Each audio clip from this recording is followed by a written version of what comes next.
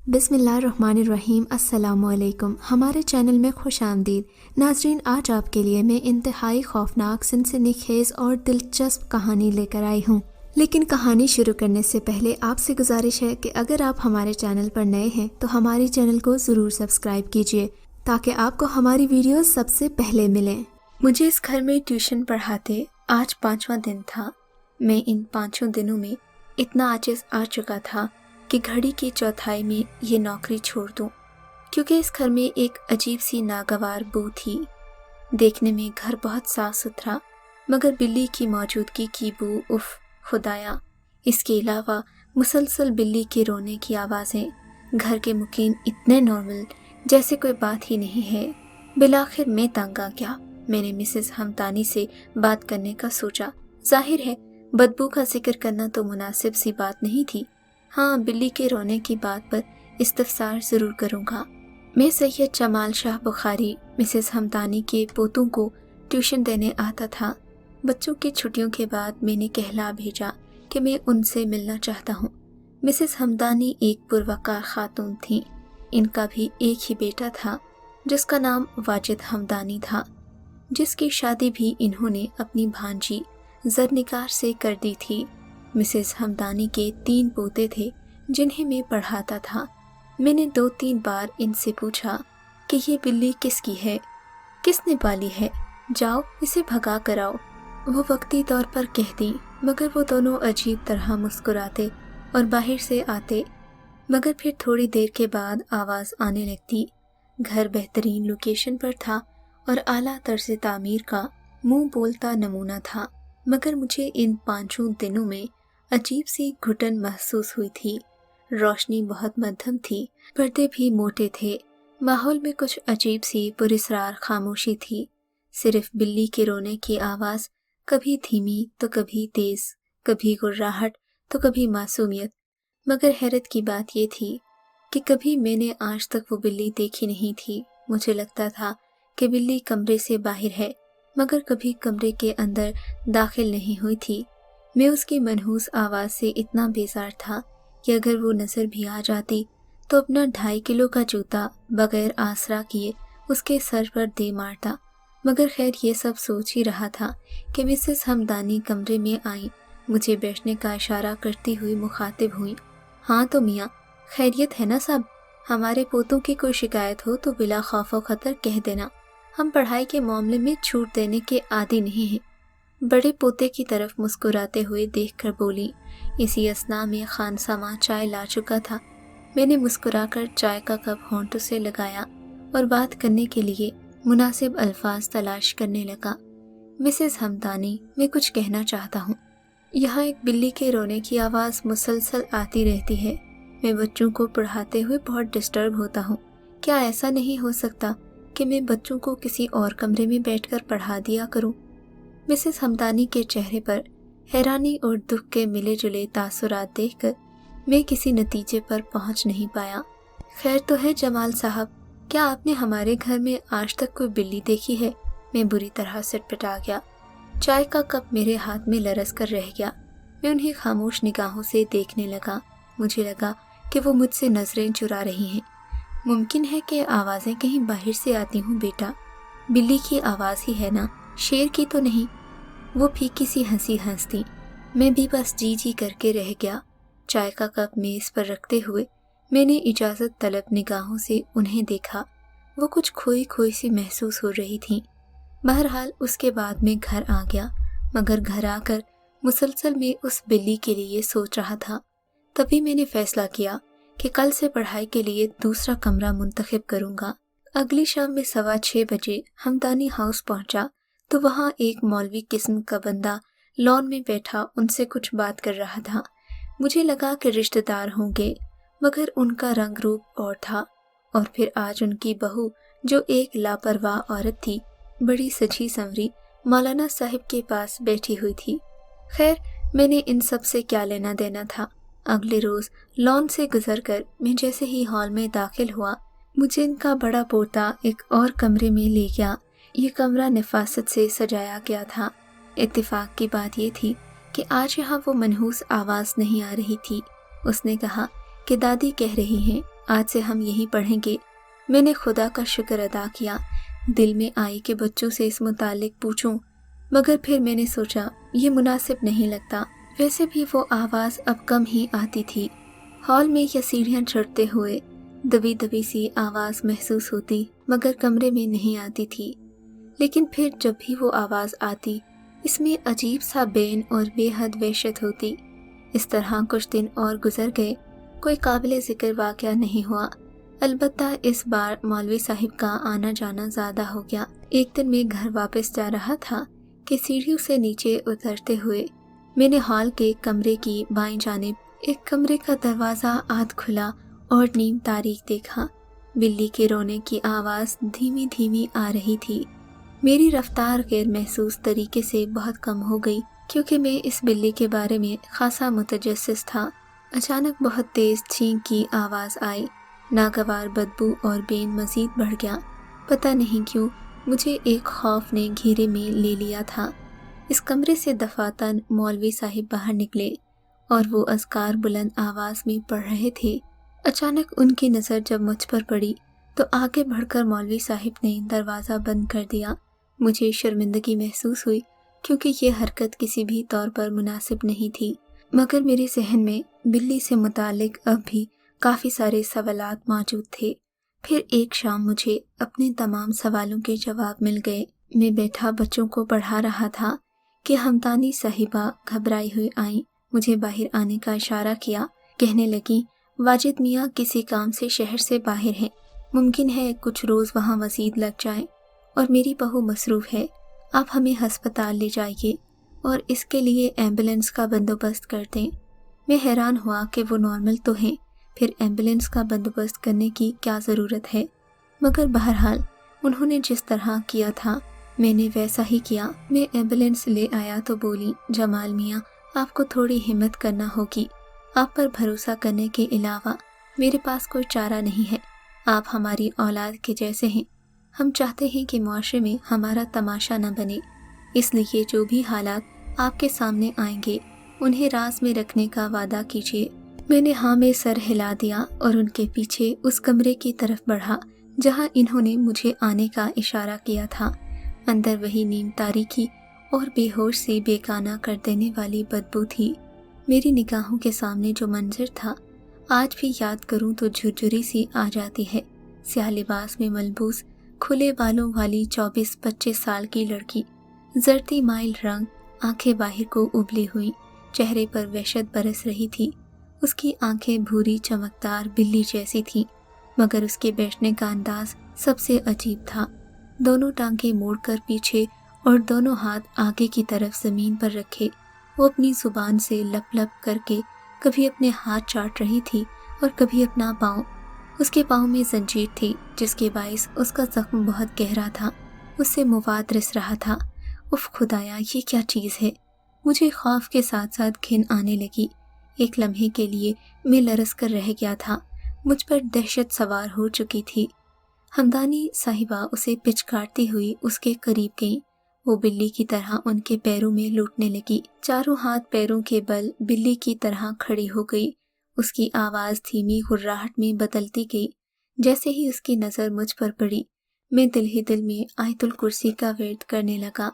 Mrs Hamdani ने उसकी जंजीर का ताला खोला। मुझसे कहा, जमाल मियाँ ये जंजीर पकड़ें जो अभी तक इसके पैर में पड़ी हुई थी।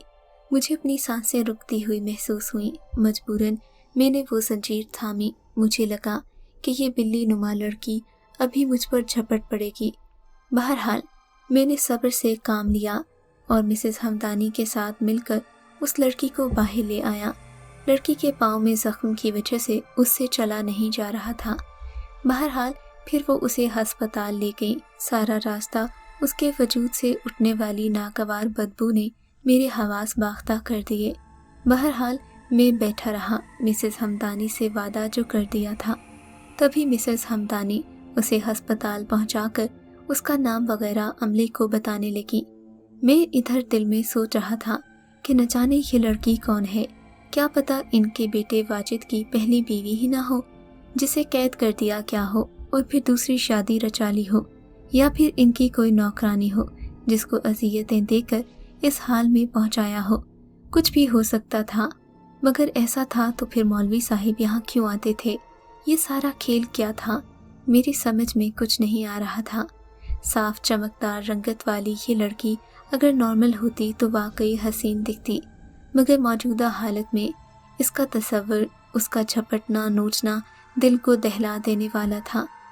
तभी मैंने बेचैन होकर मिसेस हमदानी से पूछ ही लिया कि ये लड़की कौन है। बोली, ये मेरी बेटी है, वाजिद से 4 साल छोटी है। आप इसी कश्मकश में हैं कि इन्हें ऐसा क्या हुआ है कि इनकी हालत ऐसी है।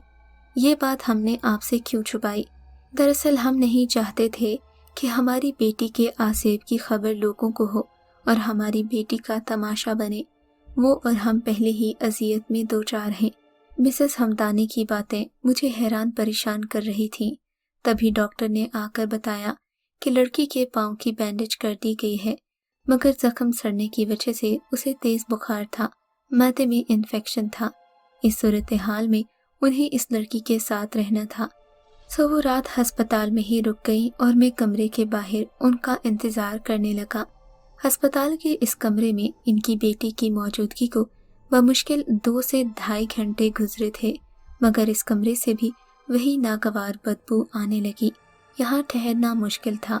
वो बेड पर भी शिकंजों में कसी हुई थी, इसलिए कोई खतरा नहीं था। शायद सो रही थी, जबकि मिसेस हमदानी मोहब्बत से उसके माथे और सर पर हाथ फेरती, प्यार करती। आंखों से उनकी आंसू रवां थे। मैं खुद को उस लम्हे में बहुत बेबस महसूस कर रहा था। खैर, मैं कमरे से बाहर बैठा हुआ था। मिसेस हमदानी उसे खुद ही संभाल रही थी, जबकि इसी असना में वाजिद हमदानी की 2 कॉल्स आ चुकी थीं और ज़रनिगार भी घर पहुंचकर कॉल कर चुकी थी। खैर, थोड़ी देर के बाद मिसेस हमदानी बाहर आईं तो उनके चेहरे पर परेशानी के आसार थे। मैंने उन्हें जूस वगैरह ला कर दिया तो तभी उन्होंने अपनी बेटी के बारे में बताना शुरू किया। बेटे, मेरी बेटी बहुत लाडली है, नाज़ो नौम में जवान हुई है। अब इसकी हालत देखकर मेरा दिल कट जाता है। ये बचपन से ही बहुत डरपोक थी, अंधेरे और अकेलेपन से डरती थी। हम लोग उस वक्त फैसलाबाद में रिहाइश पजीर थे। हमारी एक बहुत बड़ी हवेली थी, जबकि तुम्हारे आगा जान को बागवानी का बहुत शौक था। सारा लॉन उनके हाथों का बोया हुआ था। जबकि ज़ेबा उस वक्त 7 साल की थी, वाजिद 11 साल का था। ये दोनों बच्चे ही हमारी ज़िंदगी की रौनक थे। गर्मियों के दिनों में अक्सर एक काली बिल्ली हमारे लॉन में आती जाती थी। ये कोई इतनी ख़ास बात नहीं थी, मगर तुम्हारे आगा जान को बिल्लियों से चिढ़ थी। इनकी नापाकी, निजाजत और बदबू किसी को बर्दाश्त नहीं थी, मगर जानवर को कौन रोक सकता है। वो बिल्ली क्यारियों में अक्सर बैठी रहती थी। हम सब ने एक ही बात महसूस की थी कि वो हमें टिकटिकी बांध कर देखा करती। हम जब भी लॉन में बैठते या बच्चे खेल रहे होते, हमें उसका देखना बहुत पुरस्कार और नागवार गुजरता। हम उसे भगाने की हर मुमकिन कोशिश करते, मगर कोई तरीका कारगर ना होता। आगा जाने की गैर मौजूदगी में मैं अक्सर ही खानसामा से कहकर उसे दूर डलवा देती कि बेजुबान जानवर है, मुझे उस पर रहम आता है। एक दिन दोनों बच्चे फुटबॉल से खेल रहे थे कि बॉल उसी मनहूस बिल्ली के पास जा गिरी। मेरी बेटी बॉल उठाने गई, तभी बिल्ली ने मेरी बेटी पर हमला कर दिया। जबकि आगा जान ने कुछ सोचे समझे बगैर हाथ में पकड़ी खुरपी उस बिल्ली को मारी। निशाना इतना ठीक लगा कि सीधी बिल्ली की गर्दन पर लगी। वो गिरकर क्यारी के पास तड़पती लूटती रही। बच्चे बुरी तरह सहम गए थे। बिल्ली रो रही थी, उसकी वही मनहूस आवाज़ थी जो आपने सुनी है। फिर आगा जान ने चौकीदार से कहकर एक बोरी मंगवाई और इस बिल्ली को बोरी में डलवा कर कहीं फेंक दिया। आगा जान उसे मानना नहीं चाहते थे, मगर सब कुछ इतना अचानक हुआ था कि सोचने का वक्त ही नहीं मिला था। बस उसी रात से मेरी बेटी बहुत डरी, इसे बुखार ने आ लिया। हम लोग सारा हफ्ता डॉक्टरों और हकीमों के चक्कर काटते रहे। इसी दौरान आगा जान को कब वहम की बीमारी हुई पता ही नहीं चला। ज़ेबा के सेहतयाब होने के बाद मैंने गौर किया कि वो अक्सर बैठे बैठे चौंक जाते और आगे पीछे देखने लगते, जैसे वो कमरे की तलाशी ले रहे हों। एक दिन सुबह के कोई 11-12 का वक्त होगा। आगा जान और मेरी बेटी मामूल के मुताबिक लॉन में खेल रहे थे। मैं सुपर स्टोर से कुछ सामान लेने बाहर गई थी। جب میں گھر واپس آئی تو زیبا کیاری کے پاس بیٹھی نظر آئی، مگر آغا جان وہاں نہیں تھے۔ میں اندر گئی اور دروازہ کھولنے کی کوشش کی، مگر آغا جان دروازہ نہیں کھول رہے تھے۔ تھوڑی دیر کے بعد انہوں نے دروازہ تو کھولا تھا، مگر ان کی حالت قابل دید تھی۔ انہوں نے مجھے بازو سے پکڑ لیا اور بولے، وہ مری نہیں ہے، وہ یہی ہے باہر لان میں، دروازہ بند کر دو ورنہ مجھے مار دے گی۔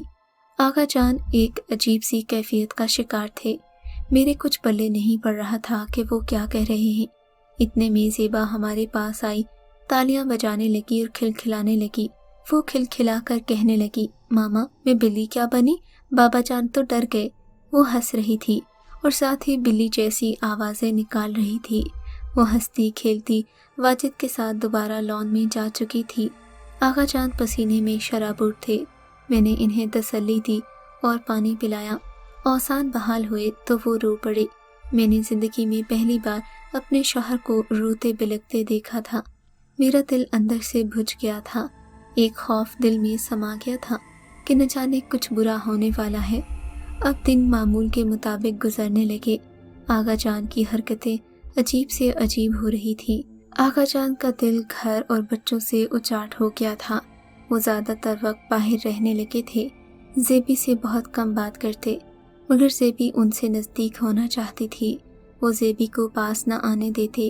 زیبی کی طرف سے پھر کوئی ایسی بات نہیں ہوئی تھی، سو ہم مطمئن تھے، مگر اکثر ہی ایک بو گھر سے آنے لگی۔ ایک دن وہ کہنے لگے، ساجدہ میرے ایک دوست انڈیا سے آئے ہیں، کاروباری دوست ہیں، مگر دم تعویذ بھی کرتے ہیں۔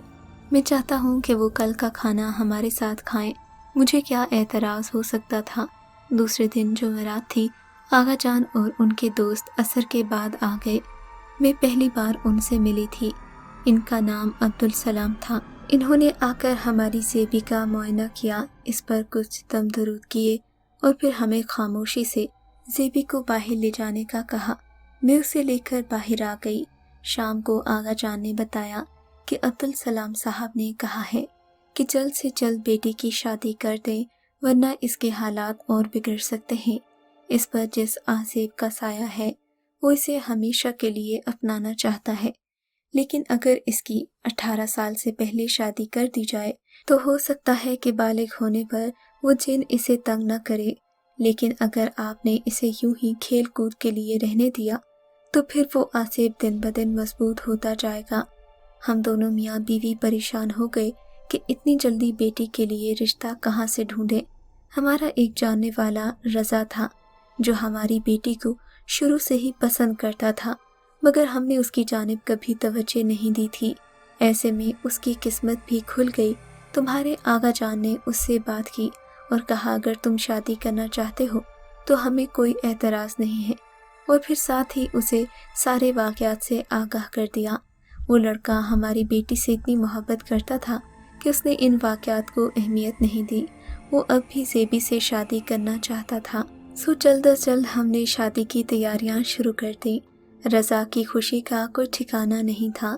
مجھے وہ رات آج تک نہیں بھولتی۔ یہ رات 9 بجے کا وقت تھا۔ واجد زیبی اور سہیلیوں کو لے کر پارلر پہنچے۔ ہم سب ہال میں انتظار کر رہے تھے، جبکہ زیبی پر بار بار غشی کے دورے پڑ رہے تھے۔ ہم سمجھے کہ میکا چھوڑنے کے صدمات یوں بھی نو عمر لڑکیوں کو آدھ مہا کر دیتے ہیں۔ بڑی مشکل سے ہم نے زیبی کا نکاح کیا۔ زیبی بہت خوبصورت لگ رہی تھی، مگر اس پر بار بار غشی کے دورے پڑ رہے تھے۔ بہرحال کسی طرح اسے رخصت کر کے سسرال پہنچایا تو اس سے پہلے اس کے استقبال کے لیے جانتے ہو کہ وہاں کون موجود تھا۔ اس کے سسرال میں کئی 100 کی تعداد میں منحوس کالی بلیاں اس کے استقبال میں موجود راستہ روکے کھڑی گاڑی کے اطراف میں منڈلا رہی تھیں۔ رضا کو عجیب خار چڑھی ہوئی تھی۔ ہم نے زیبی پر جان لیوا اثرات کا ذکر اس سے پہلے کیا تھا، مگر اس سے متعلق کوئی بات نہیں کی تھی۔ رضا کو اچانک غصہ آنے لگا۔ اس نے گاڑی سے نکل کر ان بلیوں کو بھگایا، مگر وہ گاڑی کے ساتھ گیراج میں بھر گئیں۔ زیبی بے ہوش تھی۔ رضا نے بڑی مشکل سے ان بلیوں کو بھگایا تھا۔ زیبی کو گود میں اندر تک لے گیا۔ رشتہ داروں میں چہمگوئیاں ہونے لگیں کہ یہ کوئی اچھا شگون نہیں ہے، اور پھر وہی ہوا جس کا ہمیں ڈر تھا۔ رضا اپنے کمرے میں اگلی ہی صبح مردہ پایا گیا تھا۔ اس کی لاش پر 2-3 بلیاں یوں چڑھ کر بیٹھی تھیں جیسے رضا کی موت کا جشن منا رہی ہوں۔ اس دن زیبی بہت روئی تھی کیونکہ رضا اسے بہت پسند کرتا تھا اور اس سے محبت کرتا تھا۔ رضا کی موت نے زیبی پر گہرا اثر ڈالا۔ اس کی حالت عجیب و غریب ہو گئی اور وہ اپنے آپ کو دیوانوں کی طرح نوچنے لگی۔ اس کی یہ دیوانگی دیکھ کر ہمیں مجبوراً اسے کمرے میں بند کرنا پڑا۔ اس کے ہاتھ پاؤں بندھے رہتے ہیں اور اب وہ ہر وقت اسی حالت میں پڑی رہتی ہے، نہ کچھ کھاتی ہے نہ پیتی ہے۔ اس بلی کے واقعے کے بعد سے ہمارے گھر والوں کی زندگی برباد ہو کر رہ گئی ہے۔ اس کے جسم سے بدبو آتی ہے۔ بیٹا تم ہی بتاؤ میں کیا کروں؟ میری تو سمجھ میں کچھ نہیں آتا۔ اب تو اس کی شادی کی بھی کوئی امید باقی نہیں رہی کیونکہ شادی کی عمر نکل چکی ہے۔ ہماری بیٹی زندہ ہونے کے باوجود بھی مردوں سے بدتر زندگی گزار رہی ہے۔ یہ کہہ کر مسز ہمدانی خاموش ہو گئی۔ ان کے چہرے پر دکھ کے آثار تھے۔ مجھے اپنے خیالات پر شرمندگی ہونے لگی جو میں اس سے پہلے مسز ہمدانی کے لیے رکھتا تھا۔ مسز ہمدانی کے بچوں کو آج بھی میں ٹیوشن پڑھانے جاتا ہوں۔ آپ ہی بتائیے میں انہیں کیا مشورہ دوں؟ میں نہ تو ان کی مدد کر سکتا ہوں اور نہ ہی انہیں تکلیف میں دیکھ سکتا ہوں۔ اس عجیب و غریب معاملے کی مجھے سمجھ نہیں آتی۔ اگر آپ کو یہ کہانی اچھی لگی ہے تو اس ویڈیو کو لائک کیجیے اور اس طرح کی مزید ویڈیوز دیکھنے کے لیے ہمارے چینل کو سبسکرائب کیجیے۔ اور ہاں، اگر آپ کی کسی دوست، رشتہ دار یا بہن کے ساتھ خدا نہ کرے ایسا کوئی واقعہ پیش آیا ہے تو ہمیں کامنٹ سیکشن میں اس کے بارے میں ضرور بتائیے۔